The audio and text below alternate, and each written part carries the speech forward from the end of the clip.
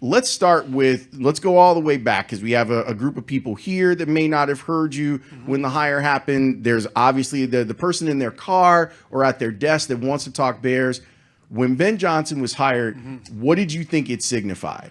It signified that the hottest candidate wanted to come coach the Chicago Bears, which there was some worry about, right? There was some worry that he was not interested in the Chicago Bears because of their history with their franchise and the things they go through. And to be fair, we haven't won a lot around here lately, right? And people are worried about coming here, and a lot of coaches have come here and they've been geniuses and they've left idiots, right? The building has done that to a lot of guys. So people are worried about that, right? When you come here, and I had some insight into talking to some guys who knew him, and they were a little worried about that.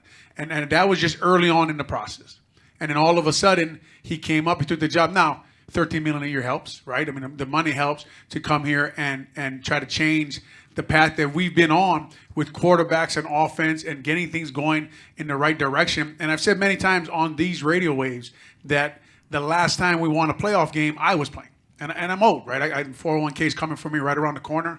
And, my son just graduated college. So they got to start winning football games up there at Haugh. I'm always interested, Lawrence and Speaks, when people say to me, man, why do you sound like you doubt the Bears so much? And I just print up the 10-year history, the last 10 years of their records. And I say, well, why do you trust them so much, right? So to have a guy like him, who you guys know, he wasn't taking certain jobs. He was going through a very thorough process of checking on what was in the building, who he wanted to coach, and who he wanted to be and where he thought he could win. And just him picking the Chicago Bears meant to me that what he saw, who knows what he saw, he liked. And that's positive. I'm really glad that you brought it to that level right away, because that's a reminder of the realities. And you mentioned talking to people who knew him. And as that process went on, those people that knew him, and eventually we heard it from him, were way more impressed than they expected to be. Because like all these years that we've been talking Bears, when you were playing, before you were playing, here on the Score for 30 plus years, and in the last 5 or 10, go higher. What about the front office? Go higher. What about ownership? They don't want a strong coach, all that. It seems like Kevin Warren convinced ownership to get the man as the coach and let him be the face of it. And that's a big deal, isn't it? Huge. And it's well said by you. And Kevin Warren, Ryan Poles, this is the new leadership at Haugh, right? And whatever Ben Johnson saw from them, he liked in the direction they were moving in. And they re-signed Ryan Poles to a contract to marry him to Ben Johnson. And some of that is like, wow, man, you don't got to do much to get a new contract at Haugh. It's your first reaction, right? It's your first, but you go out and you get, Caleb Williams, who people say is a generational quarterback. He's the number 1 pick. You signed the hottest coaching candidate in the NFL. Everybody wanted Ben Johnson, right? And when you watch him schematically on film, for a guy like me, watch him call plays, watch him do matchups, watch him attack people, you know what? He's really, really good at getting his offense to do the things it has to do to score points and attack defenses. He's really good at that. Have you seen some stuff in camp that lets you know, staying in the big picture, that it's Ben's show? That it's Ben, kind of in charge of things, whether that's personnel or the way things are run, that he's as empowered as a coach needs to be? Well, first of all, a new coach is always empowered in the building, right? They have to start to transition to what he believes in the kind of players that he wants, right? And who he wants to coach and who he wants in the building to move in the direction that he wants to go in. So obviously, early on, it is Ben Johnson's show. Now, him and Ryan Poles have to work together. Kevin Warren's a part of it. As you guys know, buildings win championships, right? Like everyone's always turning over the same spots, right? The head coach, the players. Eventually, the building there has to win championships, and it starts and hopefully grows from Ben Johnson's leadership.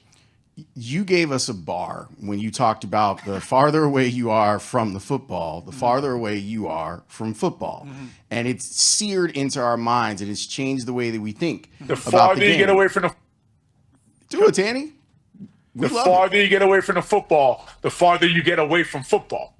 All he did was take out Well, he just took out an article. It's pretty great. That's a Washington education right there. So I think about impressive. that a lot and Olin has opened up my mind to think more about the offensive line when it comes to football, which is great because we should. That's where the game's won and lost. So now you have a lot of money being paid guard to guard, which is great. They needed to upgrade those spots. we all like Darnell Wright, solid. They're walking in the left tackle and walking to the season with the left tackle position just being figured out yesterday.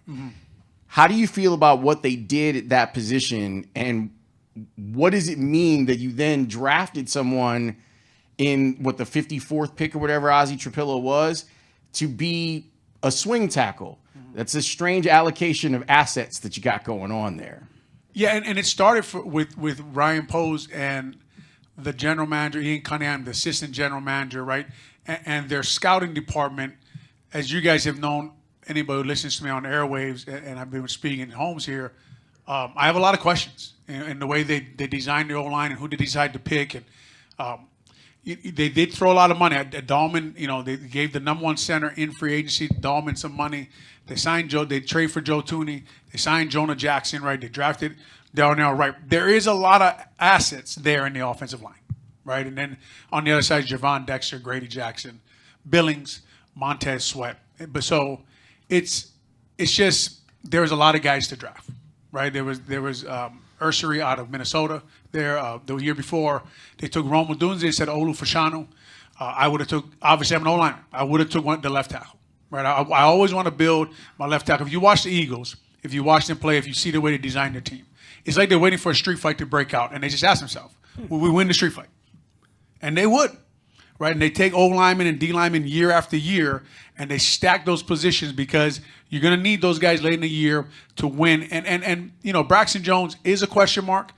I will say this.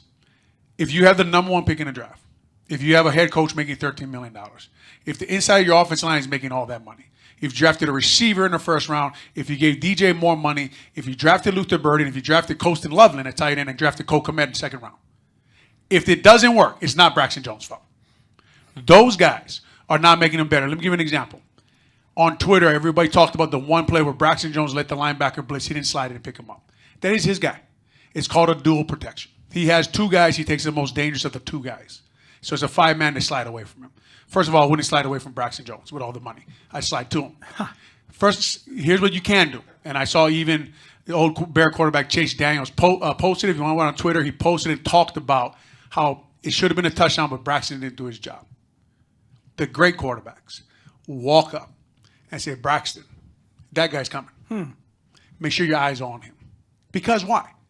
I'm the number one pick in the draft. I have to make the guy making $500,000 a year better. I have to make him better. I know that. If I see that he has the hardest job on the offense at that moment, it is in my job to make him a better football player. I have to walk up and say, look, we're signing the line. You have those two guys. It looks to me like he's coming. Take him first. I'll negotiate in the end. I can't imagine Caleb being ready to do that. I can't. He's in second year. You think so? Yeah, he's got Ben Johnson, right? He's got all these assets there. Okay, but let's all these guys. He finally got someone. From what I heard, someone had to teach him how to watch film. Right? That's what I heard last year. So I don't know. Like as from a football guy, there's still some things I hear I get confused. Right? I just when I'm watching, okay, yes, that is Braxton's job. If I'm the center in that position, I lean over. I say, Braxton, make sure you're watching that guy. Right? Like that guy looks like he's coming to me. And he silent counters, Kansas City Chiefs. It's a tough game. Well, that's interesting. So Olin says he ought to be ready to do that.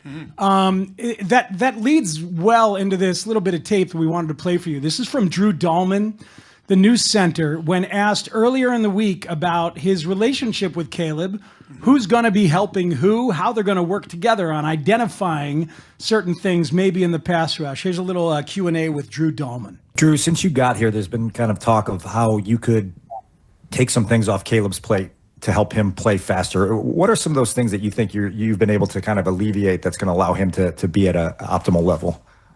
Yeah, I think it's without getting into any kind of scheme specifics or anything like that.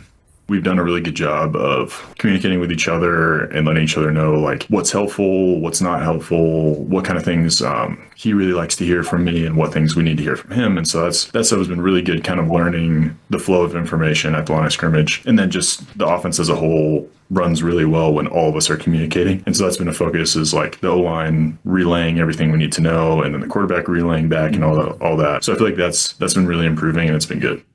So he doesn't want to give it up. And there's another part of it where he's like, I don't want to talk about that because it's too much scheme. So I kind of like that he's protecting his quarterback and protecting the relationship. But what do you hear when you hear a guy not want to give it up and saying it's the whole offensive line's job, that kind of thing? Yeah, he's actually saying what we just talked about, right? He's saying, what do we need from you there? I'm in silent cadence. I cannot help the left tackle, right? If the quarterback's inside, when the offensive line is like, people have to understand when you're on the road and it's silent count, a lot of the stuff, communication goes out the window. The quarterback is basically in charge.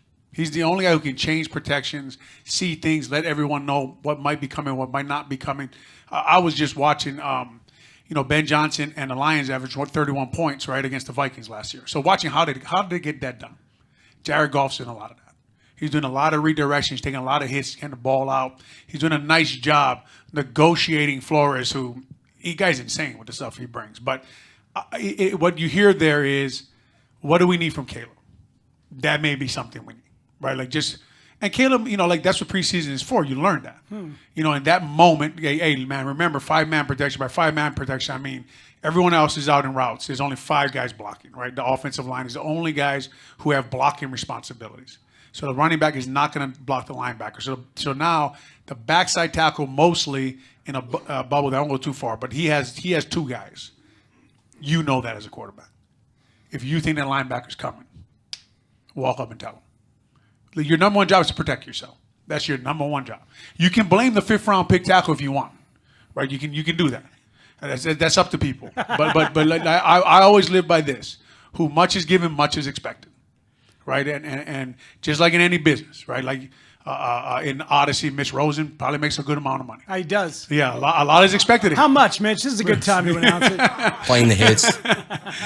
A lot is expected, and he's got to do a lot, right? He's got to get up early in the morning, get all the shows organized, and make sure everyone's doing what they got to do.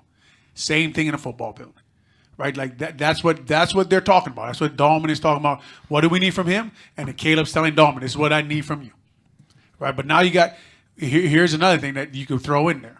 Joe Tooney's not playing that game. Joe may tell him. Right now, you got another guy there who much is given, much is expected, right? And he knows blitz is coming. He knows his tackle's got a dual responsibility. He may tell him. So you got a lot of guys on that field now who are paid a lot and have a lot to do, and you got a coach who is a lot is expected of. Whenever I hear people talk about Caleb and I mention the idea of, man, I would love it if he could play like Jared Goff, people get mad at me, Olin. They're like, well, he's better. And I was like, well, hold on. Like, Jared Goff was also a 1 of 1. Like, he was the number 1 pick overall as well. And you look at his production, especially with Ben Johnson, even though I think Caleb might be a little bit more athletically gifted, I know that Jared Goff can run an offense and kind of do what he's asked to do. How long should it take for a guy like Caleb, who is in his college career, going all the way back to high school, was probably the best player on the field. Then in college, he had to do a lot of hero stuff because he was the best player on his team. How hard is it to get someone who succeeded doing it that way to be like, hey, when you get to the top of the drop, ball needs to come out? Right. How difficult is that to get a quarterback to understand? He's got great arm talent, right? He is an amazing athlete, and the way he can throw the ball around the field is, like, he's second to none. I mean, the thing is amazing what he does. How hard is it to get someone to run an NFL offense, see everything they need to see, make everyone around them better, give the tips, get everything going? Obviously, we've all seen over the years, it's extraordinarily hard, right? It's extraordinarily hard to do. Even in the NFL right now, how many guys would you say can do it? Right? Like, it's like, are you 9? I mean, 14 at the most. At the most, I was right? going to say 6. Yeah, at the maybe. most. Yeah. I'll go back to 9. Just I can fight really, for 9. really tough. Being a quarterback in the NFL is a really hard job, right? So, but can he do it? How long should we expect to wait? Look, I'm going to watch him this year with Ben Johnson as his coach. We all heard it was all Eberflus' fault last year, from what I understand. That's all I hear about.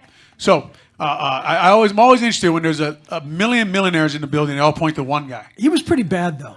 That's what you hear, right? You weren't in the building, right? That's what we hear from People in the building. people in the building, the people who Are all still in kept the their building. job by throwing him nicely under the bus, right? So it's fine. It's just always fascinating to me when it's like all 30 millionaires over here and everybody's like, it was his fault. You're saying we bought it? Yeah, We listen, bought it a little listen. too much? I couldn't do my job because of him. I just don't like Lawrence. I'm gonna do my job. Now we're back to Mitch No Rosen. matter what, right? So it's going to be interesting as we go here with Ben Johnson and Kayla Williams and Declan Doyle and all the guys they have in that building to help him develop, help him process information, him surrounded him with the right people to help him learn how to be a pro. I go through when I got here, my idea of football was just to hit anybody I could hit, just attack everybody all day long, and just eventually that would win me a job. I like to say violence is a skill, right? And I think that people who are violent, they naturally violent, you can see it on film, and eventually that pops to a coach, right? Like they want to see that violence. But I was competing with a very good center, Casey Wigman, and I think people a long time ago might have remembered. He played a long time in the NFL. And Casey would not make a mistake. He wouldn't. He wouldn't mentally make a mistake. Every time I stood up to leave the room, he was studying his book. So I sat my ass down and studied my book. But to beat him out, I had to learn how to not make mistakes, make the right calls, do the right things on a football field. And I heard Mark Sanchez the other day said that when he first got in the league, Rich Gannon was watching film with him and said, "What do you see on this film?" And Mark was like, "The defense." And he started going through everything you're supposed to be watching on the film, right? So people blame Coach Eberflus and Waldron for the whole film story. I blame the plan. Where is the veteran who has to help him learn how to watch film? Well, that's it. You talk about Sanchez. That's what Lawrence was calling for the whole season and the offseason. And now here's Case Keenum. So somebody did teach Mark Sanchez how to watch film. That's what I'm saying. So it's a whole group of people saying, okay, look, this is how you play quarterback, right? We don't snap the ball late on a jet sweep in the preseason, right? We have to learn how to snap that ball from under center. It's a tough thing to learn when you didn't do a lot of it like you're talking about. So I'm waiting to like midseason this year and see if he's controlling the line of scrimmage, doing the things he's got to do. If you watch just from, I think we'll see very similar game plans this week with Minnesota and the Bears, with J.J. McCarthy and Caleb Williams. And we'll see outside zone, and we see boots, and we'll see layered concepts, and we'll see them attacking one side of the field, and both teams trying to protect their quarterback and give them easy reads. All right, we got more. That's an education. Like that last 15 minutes was just an absolute education from Olin Kreutz, and we got more. Chat GPT.